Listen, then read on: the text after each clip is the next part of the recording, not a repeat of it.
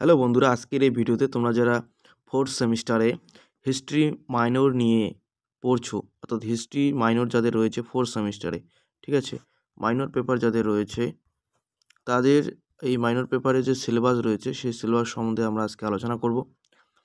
তোমরা এখানে দেখতে পাচ্ছ মাইনর পেপার 4 আর সেমিস্টার 4, ঠিক আছে।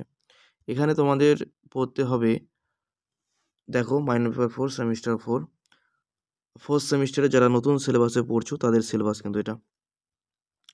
ভারতের ইতিহাস সি 300-1206 খ্রিস্টাব্দ, সিরকা 300-1206 খ্রিস্টাব্দ পর্যন্ত কিন্তু তোমাদের পড়তে হবে। দেখো তোমাদের সিলেবাসে কী কী রয়েছে। এটা fourth semester minor paper history, ঠিক আছে। এটা কিন্তু বলছি আবারও, এটা কিন্তু হিস্ট্রি এর সিলেবাস, হিস্ট্রি মাইনর, ঠিক আছে, হিস্ট্রি মাইনরের সিলেবাস। দেখো 1 নম্বরে তোমাদের ইউনিট করে দেওয়া আছে এবং এটার যে ইংলিশ পিডিএফ আমি ভিডিও শেষে দিয়ে দেবো, আর সেখানে তোমরা দেখে নিতে পারো ইংলিশটি। আমি দেখো বাংলায় আলোচনা করছি। প্রথমে ইউনিট 1-এ দেখো কি রয়েছে, গুপ্তদের উত্থান এবং বৃদ্ধি, ঠিক আছে। গুপ্তদের যে উত্থান রয়েছে এবং বৃদ্ধি রয়েছে সেটা তোমাদের পড়তে হবে। তোমাদের সিলেবাসে রয়েছে হিস্ট্রি মাইনর ফোর্থ সেমিস্টার। এখান থেকে তোমাদের পড়তে হবে প্রশাসন, সমাজ এবং অর্থনীতি, গুপ্তদের ধর্ম, শিল্প, সাহিত্য এবং বিজ্ঞান ও প্রযুক্তি তোমাদের কিন্তু পড়তে হবে, ঠিক আছে। সিলেবাসটা একদম ছোট্ট, তোমরা কিন্তু ভালো করেই এটা পড়তে পারবে। 2 নম্বরে দেখো হর্ষ এবং তার সময়। হর্ষবর্ধনের যে রাজ্য ছিল, প্রশাসন ছিল, তিনি যে বৌদ্ধ ধর্মের কথা বলা হয়েছে এবং লালন্দার কথা কিন্তু এখানে বলা হয়েছে 2 নম্বরে, ঠিক আছে। পরে দেখো কি রয়েছে তোমাদের সিলেবাসে। 3 নম্বরে দেখো সঙ্গম। সঙ্গমের যে সময়কাল, এই সঙ্গমের যে সমাজ, রাজনীতি এবং সংস্কৃতি, এটাও কিন্তু তোমাদের সিলেবাসে রয়েছে, এটাও পড়তে হবে। সঙ্গম থেকে কিন্তু কোশ্চেন প্রতিবারই দেয়, এটা কিন্তু একটি ইম্পর্টেন্ট টপিক, এটা ভালো করে দেখে নেবে। আবারও বলছি, এটা হিস্ট্রি মাইনর ফোর্থ সেমিস্টার। 4 নম্বর দেখো প্রারম্ভিক মধ্যযুগে যে পল্লব, চালুক্য এবং বর্ধনদের যে সমাজ রয়েছে, রাজনীতি রয়েছে, সংস্কৃতির যে পরিবর্তন রয়েছে, এখানে কিন্তু পড়তে হবে। পল্লব চালুক্য থেকে কিন্তু 3 নম্বরের কোশ্চেন কিন্তু দেয় আর কি।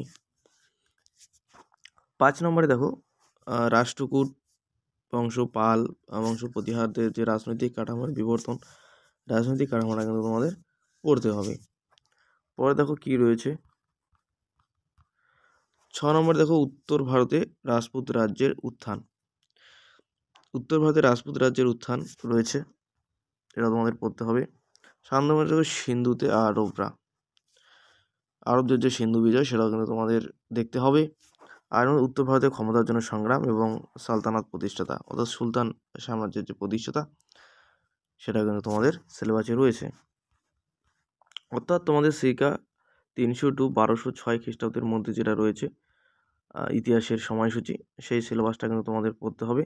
সেমিস্টার রয়েছে তোমাদের 4, এখানে তোমাদের দেখতেই পাচ্ছ মাইনর পেপার সেমিস্টার 4, সিরকা 300-1206 খ্রিস্টাব্দ। এবার দেখো ইংলিশ ল্যাঙ্গুয়েজের যে সিলেবাসটি রয়েছে, দেখো এখানে রয়েছে সেমিস্টার 3 বা 4 মাইনর পেপার 3, এবং তোমাদের যে পড়তে হবে হিস্ট্রি অফ ইন্ডিয়া, সিরকা 300-1206 খ্রিস্টাব্দ।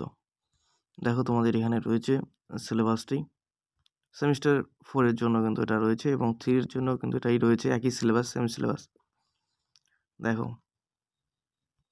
কন্টেন্ট দেখো রয়েছে the rise and growth of Guptas, যেটা দেখালাম তো, সঙ্গম এজ, আর দেখো হর্ষের সময়কাল, আর্লি মেডিভেল, ঠিক আছে, রাষ্ট্রকূট, পাল, আরব, সিন্ধু, তো স্ট্রাগল ফর নর্দার্ন এবং সালতানাত প্রতিষ্ঠাতা, এস্টাবলিশমেন্ট, এটা কিন্তু তোমাদের রয়েছে। তোমরা চাইলে এখান থেকে স্ক্রিনশট নিতে পারো সিলেবাসটা। আর বাংলাটা তো আমি আলোচনা করলাম।